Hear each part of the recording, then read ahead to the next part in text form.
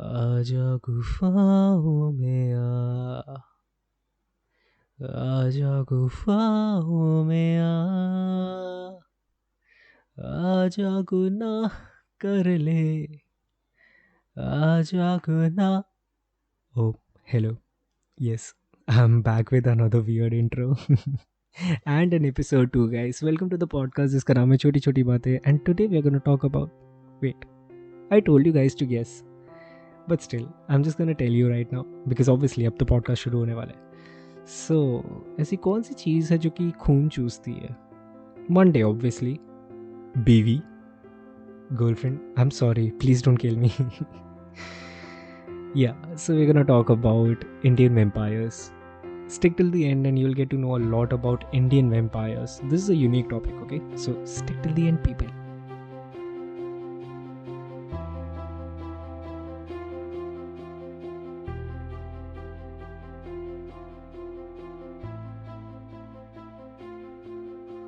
So when it comes to vampire, the basic things that we know about a vampire is that it will come out in the night and search for a person on whose blood it can feed upon. And if you talk about the modern vampires, then they have been showed in a way that they have all the sexy body and they've been more evolved into a beautiful creature rather than the blood sucking creature that we all are scared of.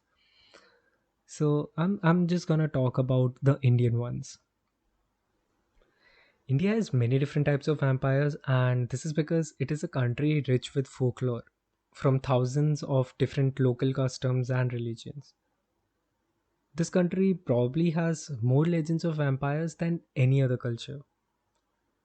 The religion and mythology of Hinduism actually consists of thousands of different local religions that slowly evolved into what is known as Hinduism today. The legends and folklores are still drastically different from city to city and village to village. The gods that are honored differ depending upon what part of India you are in. तो अपन लोग के पास बहुत भगवान है. We have thousands and thousands of gods to choose from. And the mythology of India has many demons. Okay, we have as many demons as we have god, or probably more than them. So if I'm a vampire and I want blood, like I'm really thirsty for blood, what would be the best place wherein I can find a lot of blood and dead people? It's a battleground. Okay, so one of the vampires of India and Hindu mythology chooses to haunt the wars and the battles, waiting to feed on the fallen soldiers. So these creatures are called the Pei and Pemakilir, and these are the vampires from southern India in Tamil. The Pei are the vampires of the battlegrounds and wars, and the Pemakilir is basically the name for the female incarnation of this vampire. And she does a ritual dance as she feeds bloodied corpses, and usko तांडव बोलेंगे हम लोग. So basically, the Pema killer is perhaps the more vicious one because she prefers to eat the flesh of the dying or the dead, while the Pei drinks their blood. So, hope so, Pei is on a diet, and yes, that's a bad joke, but who cares? The Pema killer is actually more deadly and fearsome. She dances violently as she tears the flesh off of the still living soldiers on the battlefields. And on the other hand, these vampires might be perceived to be the angels of mercy. They feed on the blood of the fallen soldiers. The soldiers might not always be dead, okay, when they actually feed on them. But then it might not be that terrible as it sounds right now because the soldiers may be mortally wounded and dying a slow, agonizing death.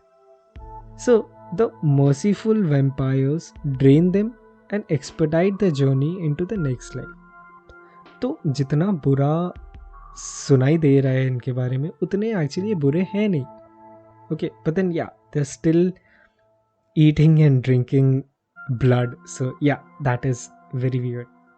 So the second one is Pishacha or Pishach, and that is what my mom calls me when I eat chicken in the house because everyone is vegetarian.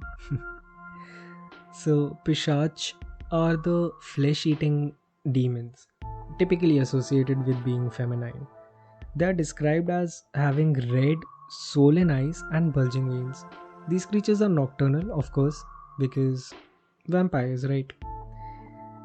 They are said to haunt cremation grounds like many other demonic beings of Hindu lore. Some legends describe that Pishacha has been created by Brahma himself. Brahma is one of the Hindu Trimurti and a creator god, one of the most powerful gods in Hinduism, basically. So, another legend claims that Pishach were the sons of Krodha. The Krodha word means anger in Sanskrit and may have related to an actual person or deity at some point. Another legend tell that Pishacha being created from Daksha, who was another creator in Hindu myth, part of the Prajapati, creator gods. The Pishach are classified as being separate race from humanity. The humans do not become Pishach, okay? Though they can be possessed or controlled by them, but then they cannot be Pishach, okay? So the Pishach are even believed to have their own language called Paishachi. Now there are many beliefs that come with Pishach. Some say they can, change their form, and some say they can become invisible, or they can enter body of living humans and use them to feed on others, or they can create illness in those that they possess, or make their human hosts go insane. So basically, anyone who sees Pishachas is doomed to die within 9 months. So coming to the third and the last one, it's Vetal, Betal, Vetala, etc. Okay, all are the same. So according to Hindu folklore, the Vetal is an evil spirit who haunts cemeteries and takes demonic possession of corpses. They make their displeasure known by troubling humans. They can drive people mad, kill children, and cause miscarriages. But also they guard the villages. They are hostile spirits of dead trapped in twilight zone between life and afterlife. So being unaffected by the laws of space and time, they have an uncanny knowledge about the past, present, and future, and a deep insight into human nature. Therefore, many sorcerers seek to capture them and turn them into their slaves. And that is when we remember Betal Pachisi. That's a collection of stories combined no later than 11th century. So it features a frame story of sorcerer who asks King Vikramaditya to capture a Vetal who lived in a tree that stood in the middle of the cremation ground. And the only way to do that was to keep silent. And every time Vikramaditya caught the Vetal would enchant the king a story. Okay, that would end with a question. So no matter how hard he tried, Vikramaditya would not be able to resist to answer the question. And this would enable Vetal to escape and return to his tree. So Vetal is the worshipper of Kala Bhairava and is the head of all the spirits, ghouls, vampires, and all the kind of pishachis. He has another form which is more potent and fiery. That is Agni Vetal. And Agni Vetal is the worshipper of Kalika. So Lord Agni Vetal has flames on his hand and controls fire. He is also known as Agya Vetal. So Agni Vetal is used by the Tantrics to perform the evil black magic on people. But it isn't Lord Agni Vetal's fault, because the Tantrics misuse the power given to them on propitiating Agni Vetal. Rather, his Daityas, which are at his feet, they are the ones who accept the blood sacrifices. The Hindu tradition do have a belief about driving away or the ways of protecting them against these pishach, and that is chanting certain mantras. Now, this is every Hindu kid, okay? There are some people who have actually memorized the whole Hanuman Chalisa, but then people like me, they just know 4 lines of Hanuman Chalisa, and we keep them at a loop क्योंकि डर लगता है. And yeah, mantras can keep away these demons. And also, giving offerings and participating in religious rites like puja can keep a household safe from demons.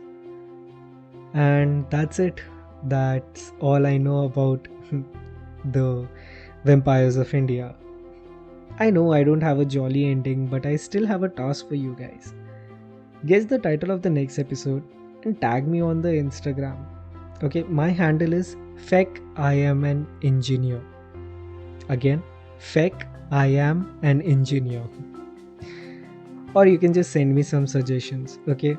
And thank you for listening to the podcast. Share it with your friends and let them know about the vampires of India. Bye bye for now.